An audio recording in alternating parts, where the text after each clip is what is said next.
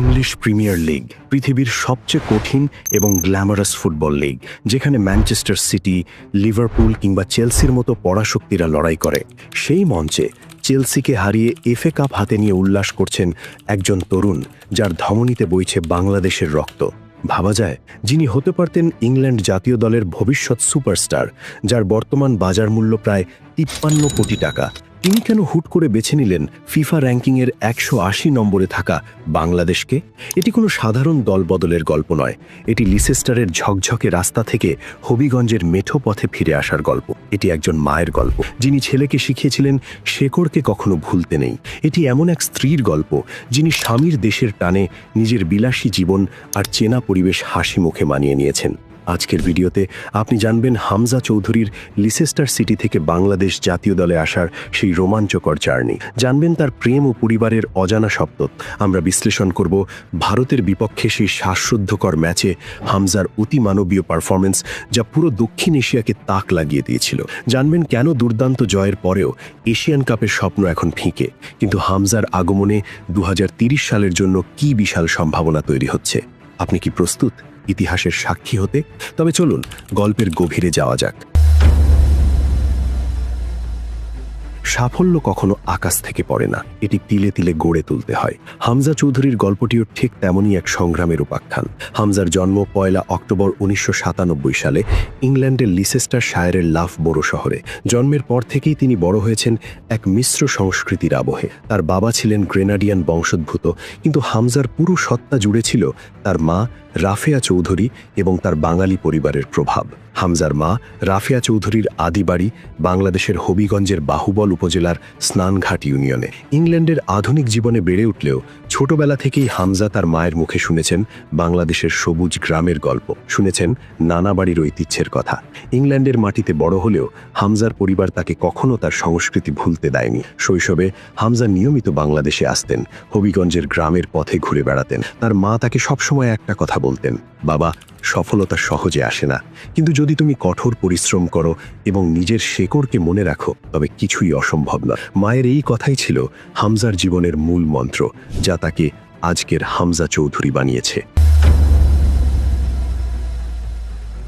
মাত্র 7 বছর, যখন অন্য বাচ্চারা বিকেলে ভিডিও গেম বা কার্টুন নিয়ে ব্যস্ত থাকত, ছোট্ট হামজা তখন লিসেস্টার সিটির যুব একাডেমিতে ঘাম ঝরাতেন। তার সৎ বাবা মোর্শেদ চৌধুরী তাকে সবসময় বলতেন, তুমি শুধু একজন ফুটবলার নও, তুমি আমাদের পুরো কমিউনিটির জন্য একটি অনুপ্রেরণা হতে চলেছ। কিন্তু পথটা কি খুব সহজ ছিল?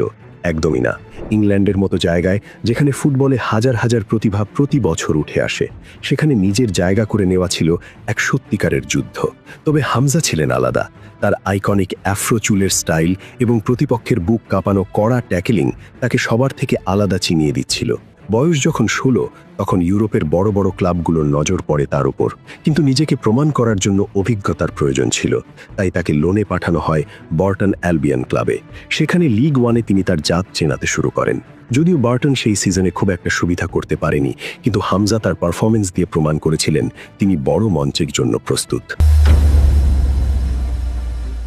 2018-19 মৌসুম হামজা চৌধুরীর স্বপ্ন সত্যি হওয়ার সময়।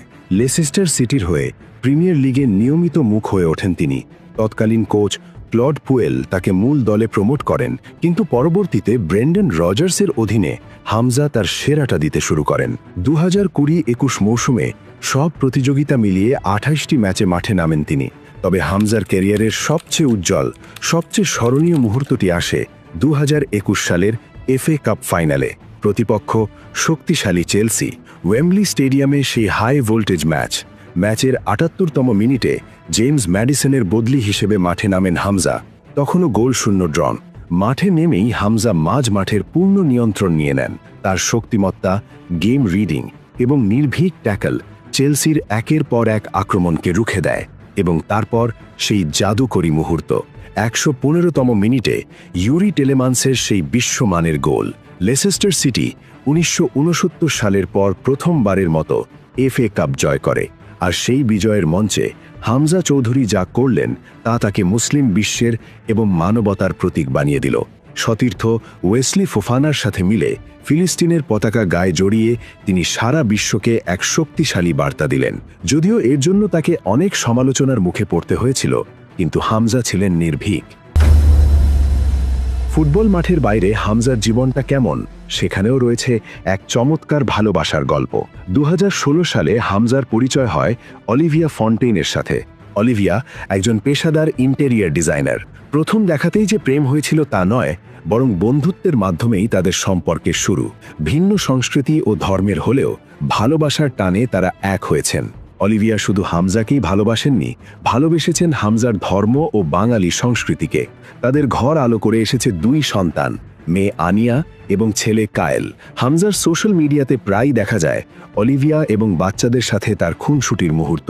অনেকেই হয়তো হামজার বাবার সম্পর্কে আসল সত্যটি জানেন না। হামজার জন্মদাতা পিতা ছিলেন গ্রেনাডিয়ান বংশোদ্ভূত, কিন্তু হামজার জীবনে তার প্রভাব বা উপস্থিতি নেই বললেই চলে। হামজা যখন খুব ছোট, তখন থেকেই তাকে আগলে রেখেছেন তার মা রাফিয়া এবং তার সৎ বাবা মোর্শেদ চৌধুরী। এই মোর্শেদ চৌধুরী তাকে প্রতিদিন প্র্যাকটিসে নিয়ে যেতেন, জুতো ফিতে বেঁধে দিতেন এবং নিজের সন্তানের মতো মানুষ করেছেন। তাই হামজা গর্ব করে বলেন, মোর্শেদ চৌধুরী আমার সত্যিকারের বাবা। মা রাফিয়া চৌধুরীর শাসন আর বাবা মোর্শেদ চৌধুরীর এই ত্যাগই হামজাকে আজকের অবস্থানে নিয়ে এসেছে। পরিবারই হামজার সবচেয়ে বড় শক্তি। হামজা চৌধুরী ইংল্যান্ডের অনূর্ধ্ব 21 দলের হয়ে খেলেছেন। 2018 সালে তিনি সেই দলের অত্যন্ত গুরুত্বপূর্ণ সদস্য ছিলেন। তখন তার স্বপ্ন একটাই ছিল, ইংল্যান্ডের মূল জাতীয় দলের হয়ে খেলা। 2019 সালে এক সাক্ষাৎকারে তিনি স্পষ্টই বলেছিলেন, ইংল্যান্ডের হয়ে খেলা আমার সবচেয়ে বড় স্বপ্ন। কিন্তু ভাগ্যের চাকা ঘুরছিল অন্যদিকে। প্রিমিয়ার লিগে দুর্দান্ত পারফর্ম করা সত্ত্বেও কোচ গ্যারেথ সাউথগেট তাকে ইংল্যান্ডের মূল দলে ডাকেননি। অন্যদিকে বাংলাদেশের মানুষ অধীর আগ্রহে অপেক্ষা করছিল তাদের এই রত্নটির জন্য। কিন্তু এত বড় সিদ্ধান্ত নেওয়া সহজ ছিল না। ইংল্যান্ডে তার সাজানো সংসার, সন্তানদের স্কুল এবং তার স্ত্রী অলিভিয়া ফন্টেইনের ক্যারিয়ার সবকিছুই জড়িয়েছিল। এখানেই অলিভিয়ার ভূমিকা অপরিসীম। তিনি হামজাকে তার শেকড়ে ফিরতে শুধু উৎসাহিতই করেননি, বরং নিজেও এই পরিবর্তনের সাথে মানিয়ে নিয়েছেন। হামজা অকপটে স্বীকার করেন, অলিভিয়ার নিঃশর্ত সমর্থন না থাকলে আমি হয়তো এই কঠিন সিদ্ধান্ত নিতে পারতাম না। সে বুঝেছিল এটা শুধু ফুটবল নয়, এটা আমার অস্তিত্বের টান। অগাস্ট 2024, অবশেষে সেই মাহেন্দ্রক্ষণ। হামজা চৌধুরী হাতে পেলেন বাংলাদেশের পাসপোর্ট। কিন্তু শুধু পাসপোর্ট পেলেই তো হবে না, দরকার ফিফার অনুমতি। কারণ তিনি ইংল্যান্ডের বয়সভিত্তিক দলে খেলেছিলেন। সেপ্টেম্বর 2024-এ ইংলিশ ফুটবল অ্যাসোসিয়েশন বা এফএ তাকে অনাপত্তি পত্র দেয়। আর অবশেষে ডিসেম্বর 2024-এ ফিফা প্লেয়ার স্ট্যাটাস কমিটি হামজাকে বাংলাদেশের হয়ে খেলার চূড়ান্ত অনুমতি প্রদান করে। লিসেস্টার সিটি ট্রেনিং গ্রাউন্ডে বাংলাদেশের জার্সি হাতে হামজার সেই ছবি ভাইরাল হয়ে যায় মুহূর্তেই। তিনি জানান, ইংল্যান্ড যেমন আমার দেশ, বাংলাদেশও ঠিক তেমনি। দেশের মানুষের হয়ে খেলা আমার জন্য সবকিছুর ঊর্ধ্বে। 2025 সালের মার্চ মাস, সিলেটের ওসমানী আন্তর্জাতিক বিমানবন্দর। দৃশ্যটি ছিল অবিশ্বাস্য। হামজা যখন প্লেন থেকে নামলেন, তখন তাকে বরণ করে নিতে উপস্থিত ছিলেন 10,000-এরও বেশি মানুষ। লাল গালিচা সংবর্ধনা, ফুলের তোড়া এবং হামজা হামজা স্লোগানে প্রকম্পিত পুরো এলাকা। এটি শুধু একজন ফুটবলারের আগমন ছিল না, এটি ছিল বাংলাদেশের ফুটবলের পুনর্জাগরণের মুহূর্ত। 2025 সালের 18 নভেম্বর দিনটি বাংলাদেশের ফুটবল ইতিহাসের পাতায় স্বর্ণাক্ষরে লেখা থাকবে। এশিয়ান কাপ বাছাই পর্বের ম্যাচে ঢাকার মাঠে মুখোমুখি বাংলাদেশ ও ভারত। 22 বছরের আক্ষেপ ঘোচানোর ম্যাচে হামজা চৌধুরীর পারফরমেন্স ছিল এক কথায় অতিমানবীয়। ম্যাচের প্রথমার্ধে ভারতের লালিয়ান জুয়ালা ছাংতে যখন গোলরক্ষককে একা পেয়ে শট নিলেন, তখন নিশ্চিত গোল বাঁচিয়ে দিলেন হামজা। তার স্লাইড ট্যাকেলটি ছিল বিশ্বমানের। শুধু রক্ষণ নয়, পুরো মাঝমাঠ তিনি একাই নিয়ন্ত্রণ করলেন। ভারতের তারকা মিডফিল্ডাররা হামজার প্রেসিংয়ের কাছে বারবার খেই হারিয়ে ফেলছিল। তার প্রতিটি টাচ, প্রতিটি পাস বুঝিয়ে দিচ্ছিল প্রিমিয়ার লিগের ক্লাস কি জিনিস। ম্যাচের একমাত্র গোলটি যখন শেখ মোরসালিন করলেন, তখন পুরো স্টেডিয়াম ফেটে পড়ল উল্লাসে। কিন্তু সেই গোলের আসল কারিগর ছিলেন হামজা, যিনি মাঝমাঠ থেকে নিখুঁত লং বলে ভারতের রক্ষণ ভেঙে দিয়েছিলেন।